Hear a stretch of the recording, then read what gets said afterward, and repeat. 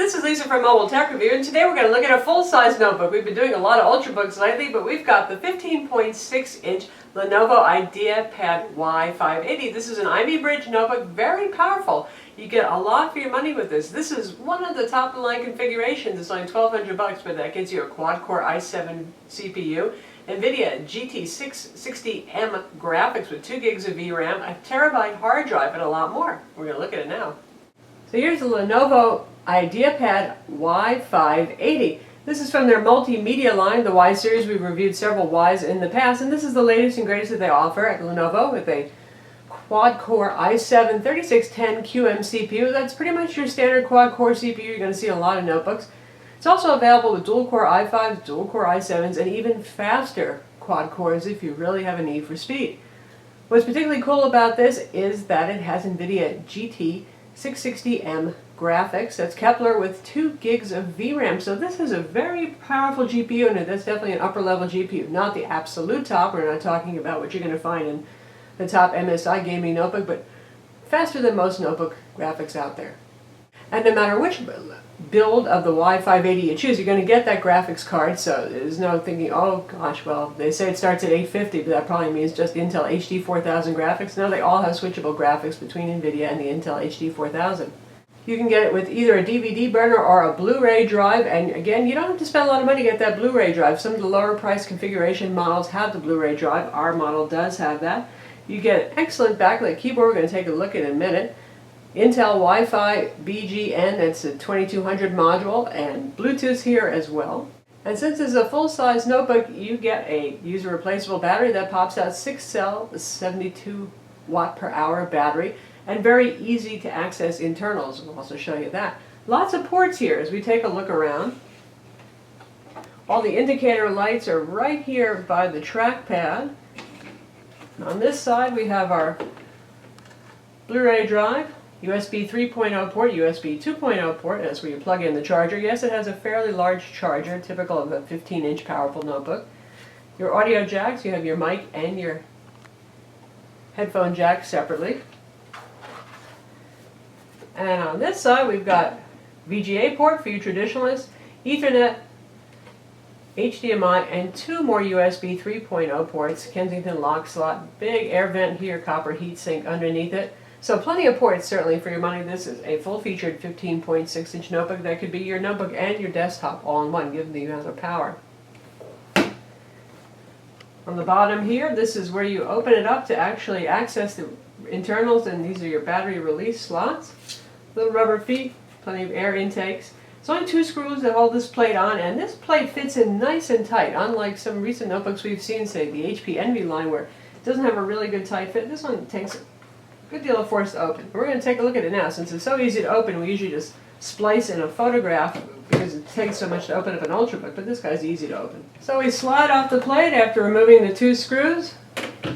Plastic, little metal shielding here, nothing much else to see. Lots of little latches that hold it on. Boy, Lenovo is really making sure this is not going anywhere. And as we take a look, this is your hard drive right here. You have 2 RAM slots. Part of the copper ventilation pipe is showing over here. This is your Wi-Fi card, your Intel card right here. And what do we have over here? We have a little 32 gig Samsung SSD drive. This is for caching, and this is also for you to put stuff on. Often, particularly in Ultrabooks, when there's an SSD to speed up things, you don't have any access to put files on it. But there's about 12 gigs free on this, so you can actually put stuff on it. It looks like a standard mSATA connector, fairly standard mSATA drive shape. And that's pretty much it for your upgradable internals inside. Obviously, the IdeaPad Y580 is not a designer fashionable notebook, and that's one of the reasons why it is affordable. You get what they call dawn gray plastic here, a little bit of metal touch. They have a pretty pessimistic view of the dawn, I guess. It's not a very exciting notebook. It's not a hugely skinny kind of notebook. Weighs 6.1 pounds, but again, this is really a value machine and a machine with a lot of great features that's put together well, so that's why you're looking at it. And by the way, on the front here, we also have an SD card slot, which we didn't mention when we took a look at the sides. So we open it up and take a look inside. So what do we have here? A 15.6-inch 1080p display. Really, really nice looking display. Lenovo does not say what technology this is, if it's IPS, but I tell you, the viewing angles are excellent and the screen sharpness is excellent. It looks like IPS to me. It is a gloss display. That's one drawback for those of you who don't like gloss displays, but it's certainly livable as they go. Nice, bright, very sharp text on this, nice colors as well. Really a pleasure for watching movies. And since this is a multimedia-oriented laptop, well, good times.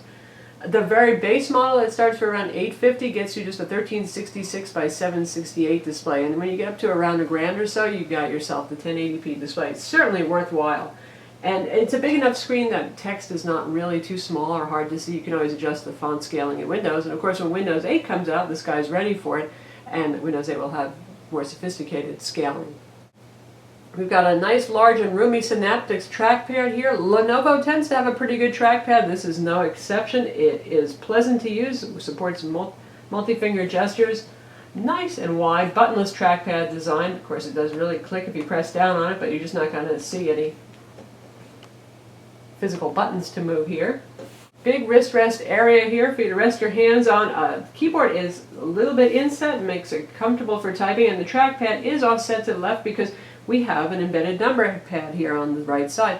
Now you don't see that so often on 15.6-inch notebooks. You definitely get it on a 17-incher, and we like that it's here, especially for you gaming types who make use of the number pad. Lenovo had to make a few concessions. The shift key is a little bit small. It's not as big as the one on the left-hand side, but overall, really excellent keyboard too. It's called Lenovo's AccuType keyboard. It's got the little smile-shaped keys, a little curved on the bottom. Very tactile, good amount of travel, not too noisy a keyboard. Excellent, excellent. So this is something for those of you who are taking this to school and actually need to type on it when you're not playing games and watching videos. You're going to like this keyboard. And it is backlit too. It's backlit around the edges of the keys in white. And here's what that backlit keyboard looks like in the dark. Really very nice. The backlighting around the keys is very gentle on the edges, and the letters themselves are masked and bright and easy to see. Above the keyboard we have two large JBL speakers. Typically Lenovo uses those on the IdeaPad multimedia line. Nice full sound, good speakers, and put in a good logical place, not downfiring so that they're muffled. You can hear them quite well. And this uses Dolby Home Theater 4 audio. We've got the power button here, which is glowing right now, and we have our Think Vantage button that's going to take you into Lenovo Recovery and Tools. And here we have a little button that can change the audio and video, you can see right on screen there, to suit what you're doing. So we were just in normal mode there, and then you have options of going into movie mode or intelligent mode, where it tries to look at whatever's being shown on screen and switch to it. So if we choose movie mode, everything gets a little bit more color saturated, but not a huge change there. Normal is just a little bit brighter and wider, and if we switch to intelligent, well, it's just going to try to figure out based on what we're doing. And we have a mute button right up here for the speakers. Always handy, you don't have to run around and find where that is. It's right up there all by itself. The top FN row is your typical set of control keys for things like turning the trackpad on and off, controlling your multimedia playback, and down here we actually have the controls for volume and brightness. You hit the FN key to control those. And likewise, you use the FN key and you can control the backlighting on the keyboard. The IdeaPad has a 720p webcam, and as you saw, it has two DIMM slots for RAM, and ours came with 8 gigs of RAM. You should be able in theory to go up to 16 gigs with two 8 gig modules, and most configurations that Lenovo ships come with 8 gigs of RAM, and that's DDR3. As we mentioned, it has Intel Centrino Wireless N2200. That is single band 2.4 gigahertz Wi-Fi, and it works with Intel WiDi wireless display. In our tests, we had good throughput and range. We'd love to see dual band there, but oh well, it can't have everything. In terms of synthetic benchmarks, we would expect this machine to do well and to compete with the Dell XPS 15Z and the HP Envy 15, and indeed it does. On 3D Mark Vantage, it scores 9882. That's very good. That's a healthy number right there, as it should for something with an NVIDIA GT660M in it. And on PC Mark Vantage, overall benchmark scores just under 12,000. And for a machine with a conventional hard drive, since SSDs really boost that score up a lot, that's a very good score. Fast machine here, fairly future-proof, certainly if you get that quad-core i7. And even if you get a faster i5 or i7 option there, it's going to be capable enough to handle Photoshop, CAD work, engineering stuff, all the more demanding tests, and certainly Word, Excel, PowerPoint, your web browser, your email, and some streaming video. And for the Windows Experience Index scores, where 7.9 is currently the highest, you can see that it did quite well. For the processor, 7.6, RAM 7.7, graphics for both 3D and Aero are 7.1, and the hard drive is at 6.5. So obviously a very powerful machine here you're getting for your money. The Y580 performs very well with games. You can go up to native resolution, generally at medium settings for today's most demanding games, and that's pretty darn impressive. We're going to have a separate video showing you some games and how well they play. This uses NVIDIA Optimus software, and that means it tries to intelligently auto switch between graphics cards depending on demand, and typically it recognizes games, Photoshop, those kinds of applications properly.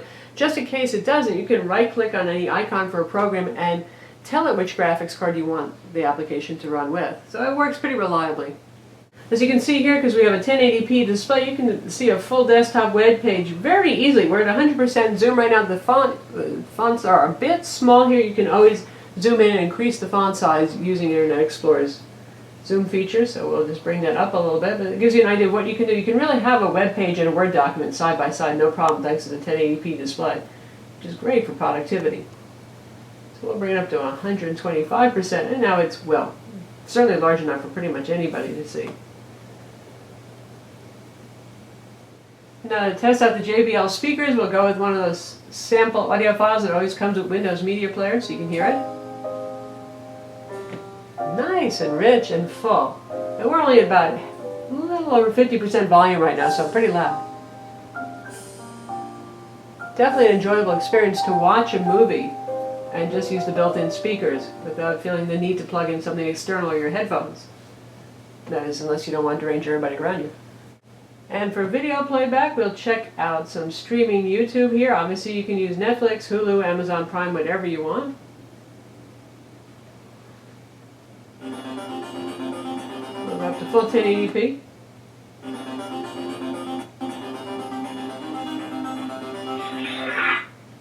Nice screen, good color, everything looking sharp. This is Lisa from Mobile Tech Review, and today we're looking at the HP Envy Spectre XT Ultrabook. Good playback and audio, video are in sync. Unlike the Spectre, no Gorilla Glass covering everything. In terms of the software bundle, Lenovo is good about not putting too much junk on the computer. You've got a bunch of Lenovo drivers and utilities like Lenovo UCam for the webcam. We've got Chrome pre-installed, never going to complain about that. It's a fast browser, the usual MS Office 2010 Starter Edition, and of course Lenovo's recovery tools.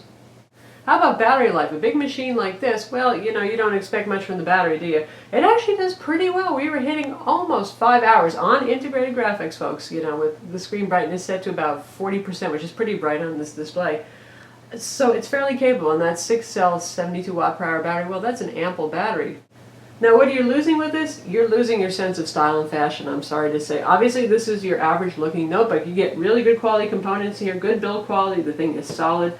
It's not particularly thin, it's not particularly stylish, it doesn't give you fancy metal finishes, but nonetheless, we'll show you what it looks like compared to the HP NV15, which is a notebook that puts an eye on fashion and costs $1,300. And here we have the HP NV15 sitting on top of it, a somewhat lighter notebook by about a pound. You can see they have really about the same footprint here though. Okay, lifting up about 11 pounds right there.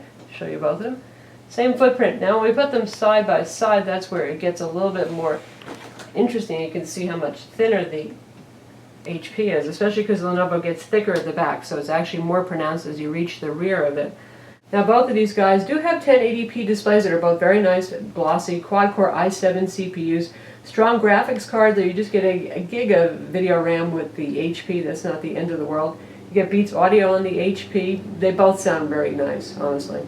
And now we've got it with a 15-inch MacBook Pro, which is a 15.4-inch device, so as you would expect, it's not going to be quite as wide going this way. Not a huge amount of difference.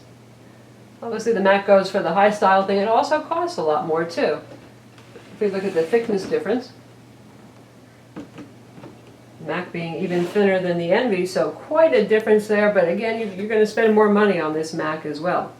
Now with the Mac, the one thing is there is no 1080p display option. You have to move up to the MacBook Pro Retina display for that, and obviously that's a lot of money. In terms of CPUs, you're looking at the same starting Core i7 3610M family of CPUs, and you get NVIDIA GT 650M graphics with 1 gig of VRAM and the MacBook Pro 15-inch.